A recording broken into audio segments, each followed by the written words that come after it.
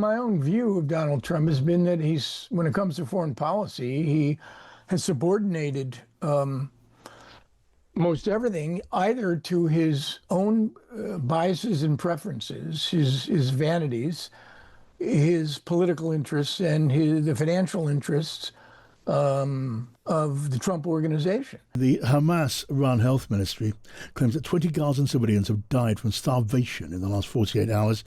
It's claimed deaths at aid sites have neared 800 over the last few weeks. And with Britain's role in the region obviously limited and muted, Keir Starmer has been asked about what his government was doing to try to find a solution. We are working hard with allies to ensure we bring about a ceasefire. That is not straightforward, as you will appreciate. It is important that we're working with the Americans on this, as you would expect.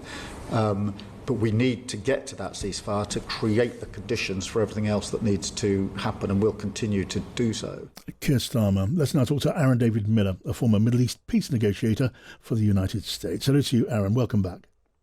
Thanks, John, for having me. Always welcome, Aaron. Now, we are told, and it is reported, isn't it, that President Trump is, frustrated with Benjamin Netanyahu, the Israeli leader. It's been pointed out that Netanyahu drove the pace of his attack on Iran. How do you read, David, Donald Trump's attitude to the Israeli military campaign, which is being waged in Gaza now? Well, I mean, attitudes are judged by actions.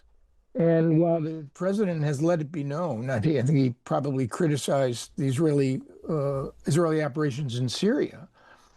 And he did call the prime minister after the Israelis, presumably with errant strike against the only operating church in Gaza. But he said virtually nothing about the way Mr. Netanyahu is prosecuting the war. He's given Benjamin Netanyahu and the government a huge margin, as wide as the Grand Canyon, to continue to pursue what I would argue now is a political war, since most of Israel's military objectives in terms of neutralizing the Hamas threat have been achieved. Mr. Netanyahu is trapped at least till the end of the month. Then the Knesset goes on recess and will only reconvene at the end of October. He'll keep on keeping on. I would make a prediction, John, to you that probably in the next 10 days to 2 weeks, we will see another interim agreement. Limited number of hostages, living and dead, exchanged for a 2-month ceasefire, large numbers of Palestinian prisoners, and maybe a more rational and effective, functional way to deliver assistance. But we are, as the Brits would say, we are a long way from Tipperary here in terms of ending this war. Yes. I mean, a final end to this conflict, some sort of long-term peace. It looks as elusive or more elusive than it's looked for a very, very long time.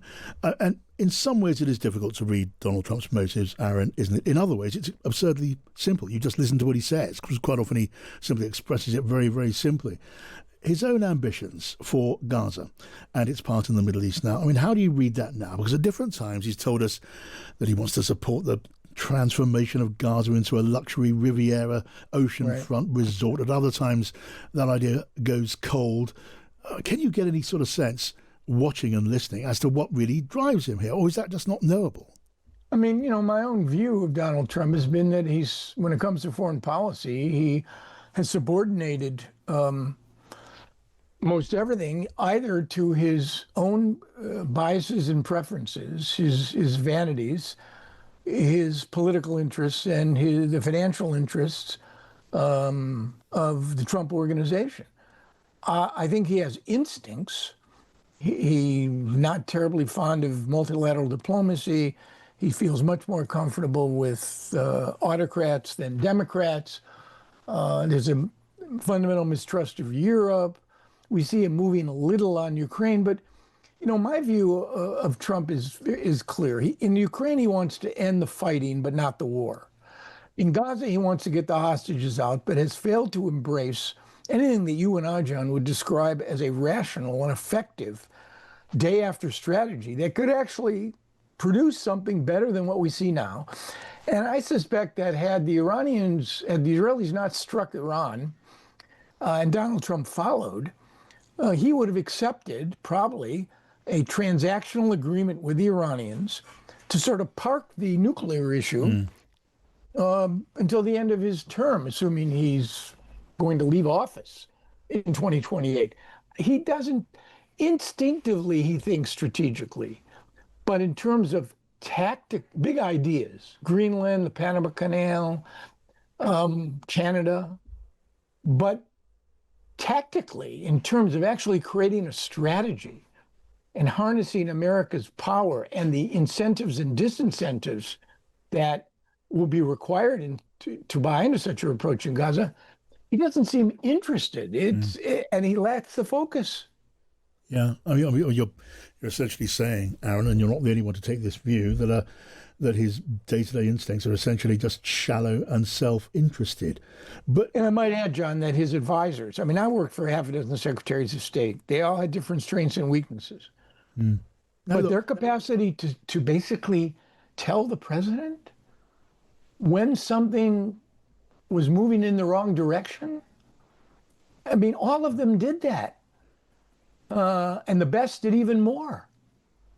I don't think that's the sort of foreign policy team that he's assembled. Yes. I mean, loyalty is the currency, John, of this realm. Yes. Loyalty, blind loyalty.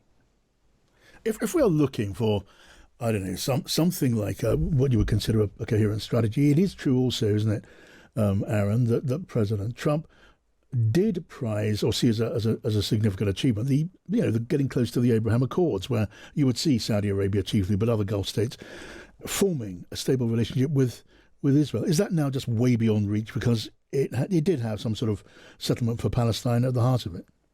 Yeah, look, I think you need several things. You need an end to the war in Gaza, and you need a not just an end to the war. You need a strategy that essentially answered three questions. Who or what is going to govern Gaza? Who or what is going to provide security, not just for the people of Gaza, but for the Israelis and the Egyptians? Geography is destiny, and both Egypt and Israel have a profound stake in ensuring that there is a different sort of governance and a different sort of security regime. And finally, who's going to provide for and pay for the massive reconstruction project that is likely to last years, 5 years to clear the mines and the rubble? So he'd have to begin to answer those questions and create an approach. And then, if he was still dealing with Benjamin Netanyahu, he'd have to have some kind of bridge to the Palestinian issue. I'm not, certainly this Israeli government is not capable of that. No. Whether Mr. Netanyahu in another government, and we're going to see elections, John, I think early in 2026. And that's not that far away, given the fact that the Knesset doesn't reconvene until the end of October. So that's what would be needed, I think, to preserve the Abraham Accords, let alone to expand them. Okay. Always good to talk to you, Aaron. Thank you so much. Aaron David Miller there, former Middle East negotiator at the United States State Department.